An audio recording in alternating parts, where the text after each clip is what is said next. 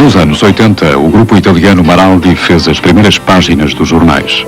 Entrou em bancarrota, muitas fábricas fecharam e alguns dos seus responsáveis tiveram de responder em tribunal por suspeita de fraude fiscal.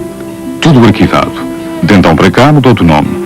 Agora é a Sefir em Itália, a ARJ em Espanha e em Portugal é DAI, Desenvolvimento Agroindustrial. Desde 93 tem a seu cargo produzir açúcar de beterraba em Portugal. Para isso está a construir esta fábrica em Coruche. Um investimento de mais de 15 milhões de contos, dos quais 10 milhões são suportados pelo Estado português e pela União Europeia. A fábrica, essa fica na mão dos italianos. O presidente do Conselho de Administração é um português, o engenheiro Marques Videira.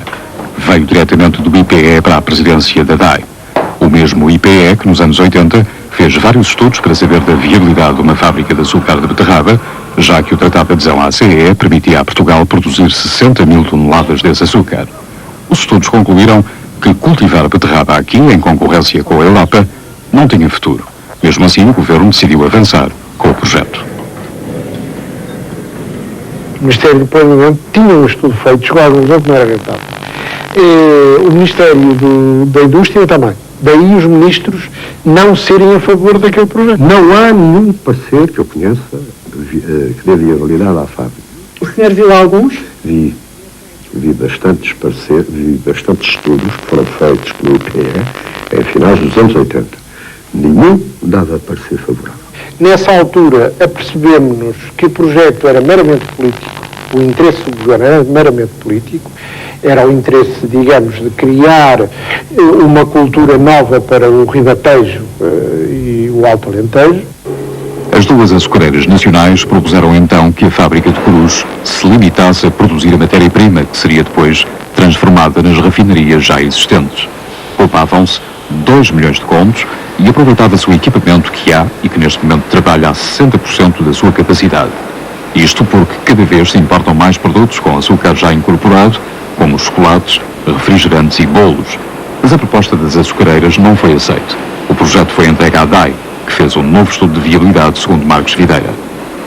Foi a própria DAI que fez com a ajuda do sócio italiano e da experiência do sócio italiano. Este novo estudo, feito pelos italianos da DAI, ao contrário dos anteriores, já deu a fábrica como viável. E foi precisamente este estudo que levou o governo português a dar luz verde ao projeto, desta vez já com novas contrapartidas mais vantajosas ainda. De repente, somos surpreendidos no jornal de que o governo, que era nosso sócio através do IPE, cria ou deixa de criar outra sociedade, lhe passa a incumbência da fábrica de beterraba, passa ao subsídio de 7,5 milhões de contos para mais de 10 milhões de contos, já não põe a limitação de que o projeto tem de ser rentável antes de ter subsídios, portanto altera totalmente o projeto inicial. Agora são 10 milhões e o projeto já não precisa de ser rentável para ter os fundos.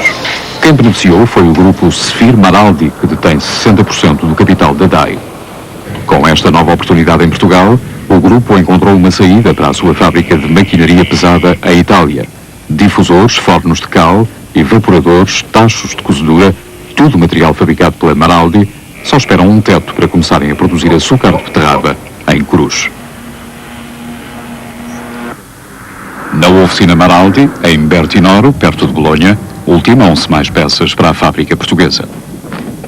Esta unidade metalomecânica é o que resta do ramo metalúrgico do antigo Império do Aço e do Açúcar dos Maraldi.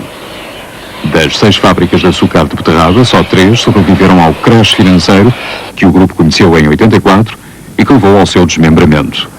Parte do património foi vendido, a outra ficou sob administração controlada. Tudo isso deixou marcas visíveis. Em 15 anos, o grupo Maraldi conheceu 3 processos em tribunal e outras tantas absolvições, a última das quais em julho de 92. De então para cá, o ex-rei do açúcar voltou as suas atenções para Portugal. Il gruppo Sefir, per un'iniziativa di diversificazione territoriale, ha reputato che la costruzione di uno sacrificio da barbabietola in Portogallo fosse interessante sia da un punto di vista economico sia da un punto di vista strategico, perché il gruppo Sphere opera nella produzione di zucchero da barbabietola in altri 2 paesi mediterranei, cioè l'Italia e la Spagna. Col Portogallo la Sphere può essere rappresentativa di tutti gli interessi dei produttori di zucchero da barbabietola dei paesi mediterranei in ambito comunitário. Assim se vai arrancar com um projeto em que a matéria-prima nem sequer está garantida. É um projeto que tem riscos inerentes, nomeadamente, à extensão cultural da beterraba, que tem que abastecer a fábrica, e num país onde a cultura é desconhecida, não sabemos até que ponto é que nós temos a fábrica abastecida a pleno passado 2 ou 3 anos ou mais. É que a beterraba sacarina não entusiasma os agricultores do Sul-Raia. Têm outras culturas que à partida lhes garantem mais lucros. A beterraba dará ao lavrador um rendimento na ordem dos 250 contos por hectare. No ano 2005 estará em 160 contos por hectare. Contra o tomate, que agora dá 770 contos por hectare, ou seja, dá 3 vezes o que dá a beterraba, e em 2005 dá 560 contos contra 160 da beterraba. Se não existir um subsídio à beterraba para levar os produtores a fazerem beterraba também, eu penso que vai ser difícil, sobretudo nesta zona e dentro do Vale Sorraia, a cultura entrar. Por isso mesmo, a Associação dos Agricultores da Beterraba já fez as contas e pediu uma ajuda de 125 mil contos para a campanha deste ano. A resposta ainda não chegou. E se em Portugal a beterraba sacarina não tem vantagens em relação ao tomate, ao milho e ao arroz, muito menos pode competir com a beterraba europeia. Na Europa, a beterraba é uma cultura tradicional produzida desde os tempos de Napoleão. Quando do bloqueio continental, os agricultores europeus ficaram sem o açúcar de cana que lhes chegava por mar. Só Portugal, velho aliado da Inglaterra, escapou ao bloqueio e continuou a importar açúcar de cana das colónias e a refiná-lo no continente. Por isso, o nosso açúcar sempre foi e é açúcar de cana. E como no resto da Europa água é o que não falta, a beterraba sacarina é uma cultura barata. Hoje, a Europa já não consegue escoar o seu açúcar e até 1999, por força dos acordos do GATT, vai ter de reduzir os apoios à produção, baixar o preço do açúcar e restringir a exportação dos excedentes. Ao mesmo tempo, a Europa terá de baixar os impostos sobre a importação de açúcar de cana, já de si mais barato. Por tudo isto, Macedo Silva diz que a futura fábrica vai complicar a vida às açucareiras nacionais que já existem e engrossar as montanhas de excedentes na comunidade. Nós vamos ter um excesso de 80 mil toneladas. O que é que nós vamos fazer? Portugal gasta à volta de 20 mil por mês. Só nos resta aqui, é o que vamos produzir a mais, teremos de entregar à comunidade para a intervenção.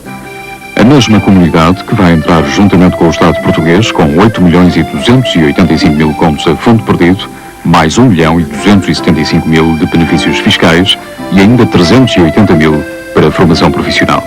Um projeto que a comunidade não analisou tecnicamente, já que só faz esse tipo de análise para investimentos superiores a 10 milhões de contos. Mas para Portugal, este é um grandioso projeto. Depois do Rossel, não há mesmo maior na área agroindustrial.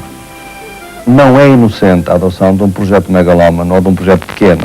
Porque está a ver, se o capital estrangeiro se instalar com seriedade e com vontade de ficar no tal armazém, que depois vai expandir ao fim de 4 anos, etc., isso não dá para inaugurações, não dá para utilização política. O grande investimento megalómano, esse sim, dá para um aproveitamento político. No dia 25 de abril de 1995, Fernando Nogueira, que acabara de ser eleito presidente do PSD, visitou o terreno onde iria nascer a grande fábrica da DAI. Na altura, era só terra batida, mas foi este descampado que o PSD escolheu como exemplo de desenvolvimento económico. Assim se cumpriu o terceiro D da Revolução, depois dos D de descolonização e democracia. É certo que este desenvolvimento só é possível à custa de muito dinheiro do Estado, ou seja, do contribuinte. Faz-nos confusão que o privado queira entrar nisto, por exemplo. Bem, sei que me faz menos confusão se pensar que o Governo lhe dá 10 milhões de contos dados para ir com o projeto para a frente. Portanto, faz menos confusão, porque o risco não é dele. O risco passou a ser do governo português. O que surpreende é que haja pouco controle da sociedade civil. Não apenas dos partidos da oposição, mas da sociedade civil organizada em organismos, associações culturais, associações técnicas e sociais, que sejam capazes de desmascarar prontamente este discurso. Eu acho que as nossas elites têm funcionado como se não houvesse realmente uma sociedade democrática que a obrigasse a prestar contas. Há 15 anos que não se constrói uma fábrica de açúcar de beterraba na Europa. Esta é certamente a última.